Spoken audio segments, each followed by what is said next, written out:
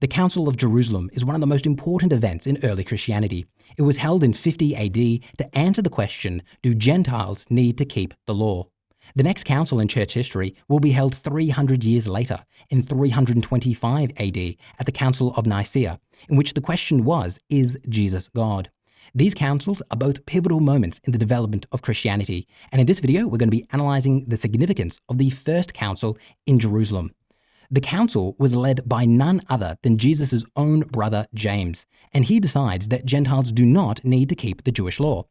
James will quote from Amos 9 verses 11 to 12 to justify his decision, and then concludes by saying the following, quote, "Therefore my judgment is that we should not trouble those of the Gentiles who turn to God," end quote. Now, the controversy surrounds James's quotation of Amos. Many will claim that James misquotes Amos here.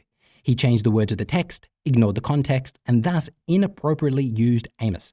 Is there any truth to these claims? Well, I'm very excited to explore these with you today. And before we begin, if you enjoy these types of videos in which we explore the minutiae of Christianity, please make sure you like, comment, and subscribe. It really does help with the channel. And consider becoming a patron to support my work.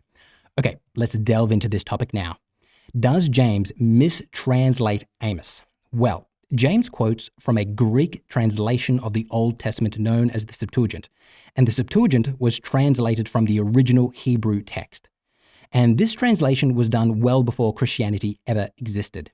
Now, most scholars will say the mistranslation didn't occur with James, but rather the Septuagint mistranslated the Hebrew, and then James simply quotes this mistranslation. As one author notes about this situation, quote, "It's clear that Acts chapter 15 verses 16 to 18 presupposes a Greek version of the Amos text. In verse 17, this is obviously the Septuagint, which deliberately or not has mistranslated its Hebrew text," end quote. Now, to determine whether this is true or not, what we need to do is compare the Hebrew to the Greek text.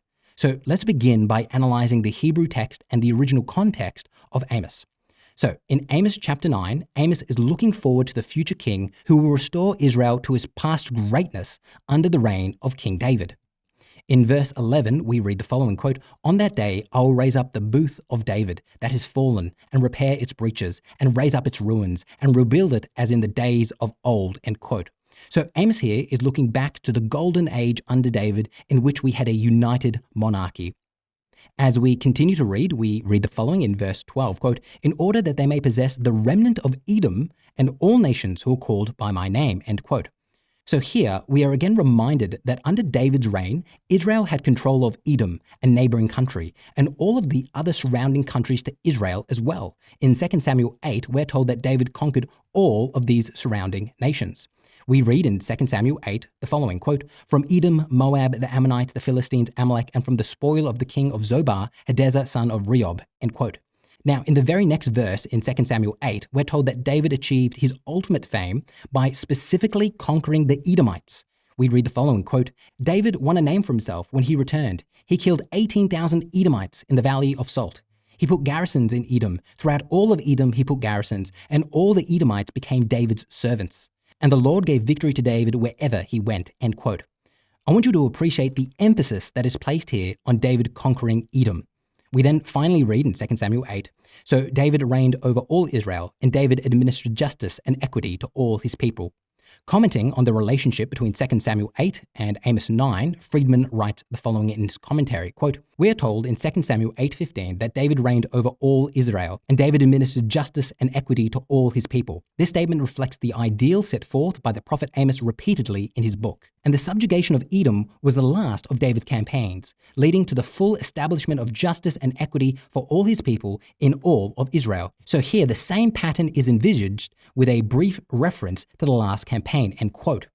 So Amos believes that when the future Messiah appears, he, like David, will also conquer Edom too. Amos may also be inspired by the prophecy of Balaam here as well, which also makes mention of Edom.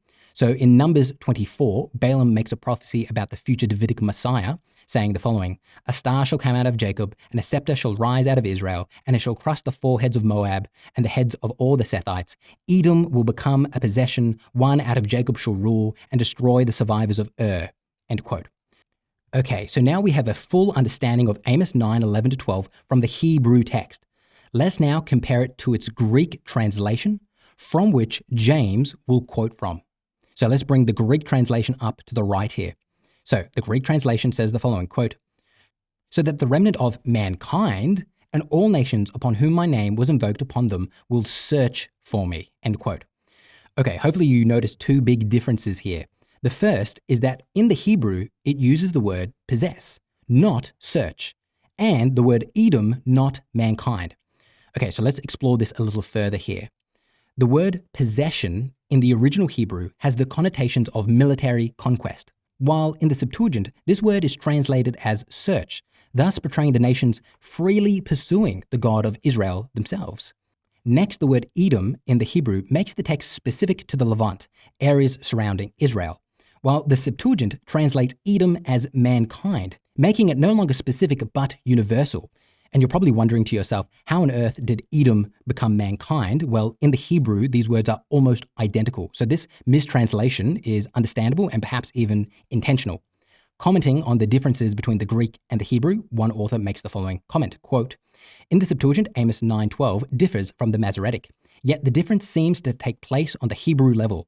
They will possess is read as they will seek. Likewise, Edom is read as humankind."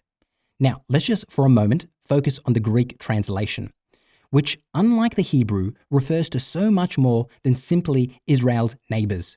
The Greek text has the whole world in view. Thus, when James reads that one day all of mankind will search after the Davidic Messiah, he sees this as relating to the Christian message. Thus, James decides not to burden these Gentiles who are freely seeking the Lord with having to keep the Jewish law. Thus, at the end of the council, he will say, "Therefore, my judgment is that we should not trouble those of the Gentiles who turn to God." Okay, so let's now return to our comparison of the Greek to the Hebrew for a moment. And it does appear that James is making a theological point based on a mistranslation of the text. Or to say it another way, Michael Bird, an Australian academic, frames it like so, quote, "Thus, Luke roots his theology of Gentile inclusion in a Septuagintal gloss of the Hebrew text that offers a vision for Gentile inclusion not on the basis of military subjugation, but on the basis of Gentiles searching for God." And that brings us to the end of this video. Please make sure you hit that like button, leave me a comment, and subscribe. And for my patrons, you'll get a bonus part of this video in which we're going to go through some Dead Sea Scrolls and also talk about how the prophet Obadiah relates to Amos 9. Some fascinating stuff there for my patrons. If you want to get access to this bonus material and support my work so I can continue making videos like this, please consider becoming a patron today. Patrons keep the lights on and allow me to continue making these videos. Thank you for watching until the end. And as always, I'll see you in the next one.